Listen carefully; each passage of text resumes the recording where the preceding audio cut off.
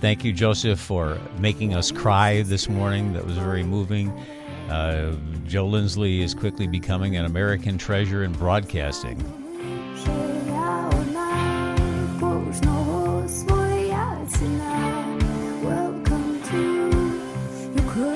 It's Wendy in for Bob Sirott this week.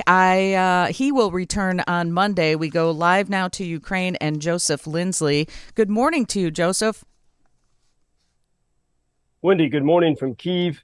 Beautiful, warm summer day here. I'm overlooking one of the city's many golden domed churches. And, you know, Kiev is such an energetic place. Wonderful parks, busy cafes, people before the war.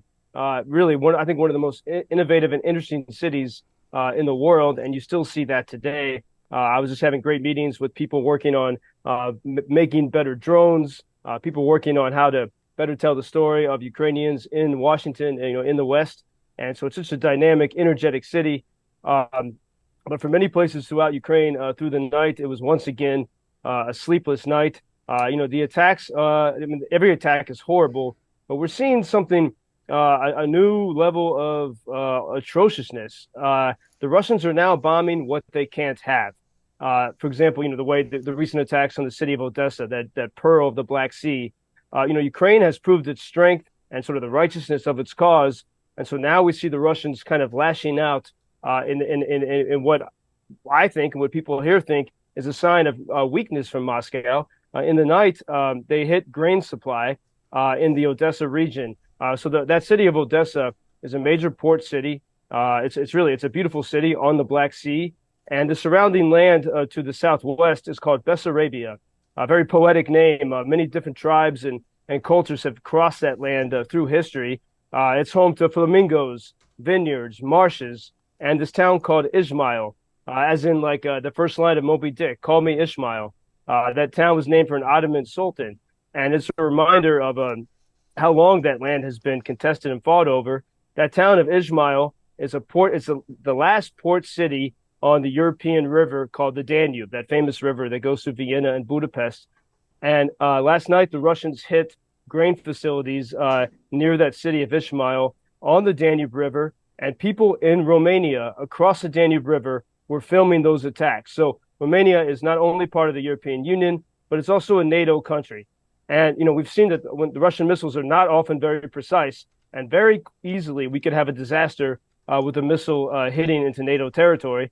But every night there are disasters here in Ukraine with these attacks, and just amazing that like these recent attacks are specifically on the food supply. So it's grain that was meant to be shipped all over the world that's being destroyed. And to give you a picture of sort of the drama from last night, at about 10:13 in the evening, it was just before curfew. I was meeting with American and Ukrainian friends who are working on developing drone technology, and we had reports at 10:13.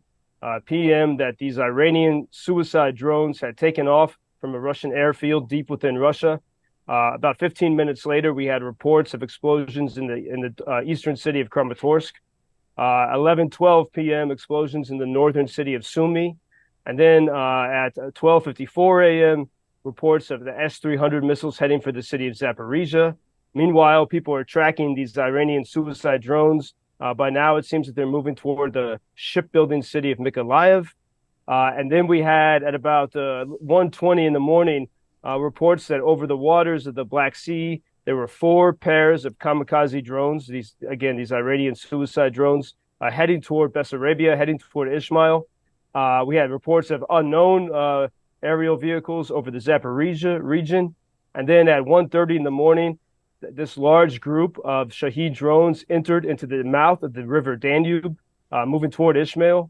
And right about 1:45, the explosions were heard. That's when the Russians attacked the grain supply. But the night was not over. The night of terror was not over. Additional drones were heading toward the Odessa, closer to the city of Odessa, around 3:11 in the morning.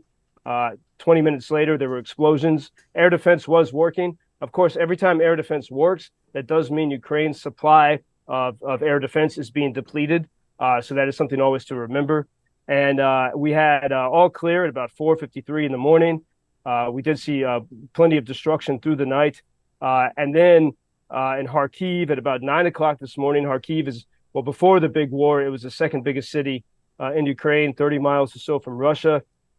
And at around 9 o'clock this morning, the city of Kharkiv was terrorized with these drones. And, as I've described before, the drones move much slower than the missiles. And you can hear this horrifying lawnmower-like sound as it comes toward you. And Kharkiv had to deal with that at 9 o'clock this morning. And how is it right now? Is it pretty quiet this afternoon?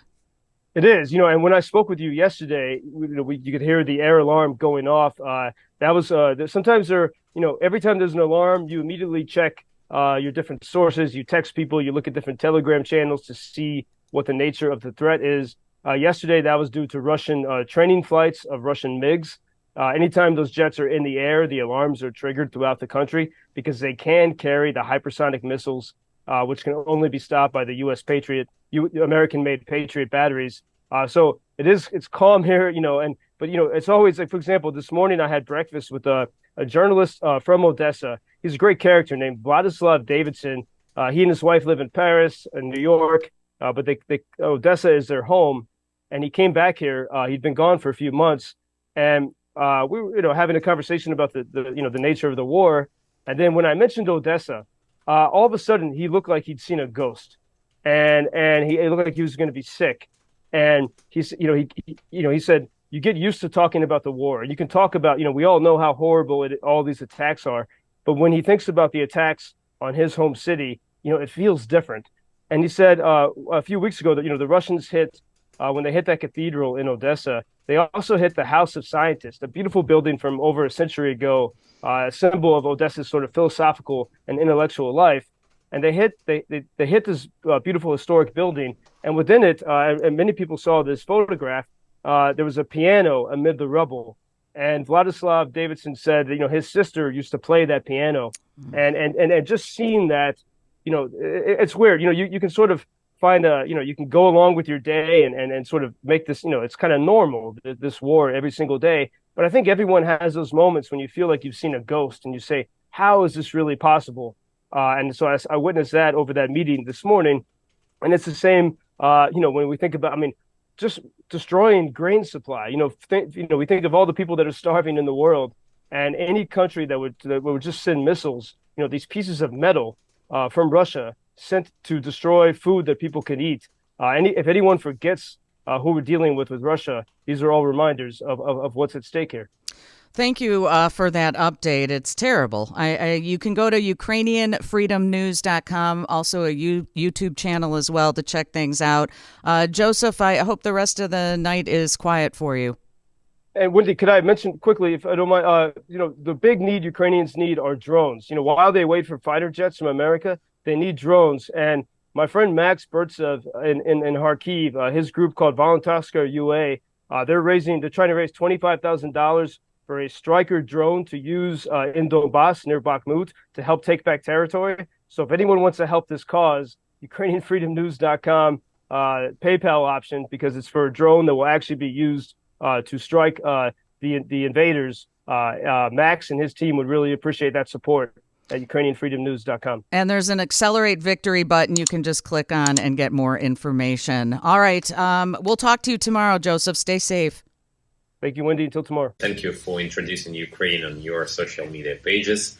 That's very important that much more people can get more information about the situation here and how everybody can help Ukraine to stay stronger and to save all the world. Что он сказал? Well, which side are you on? На чьей ты стороне? Come on now. Oh, which side are you on? На чьей ты стороне?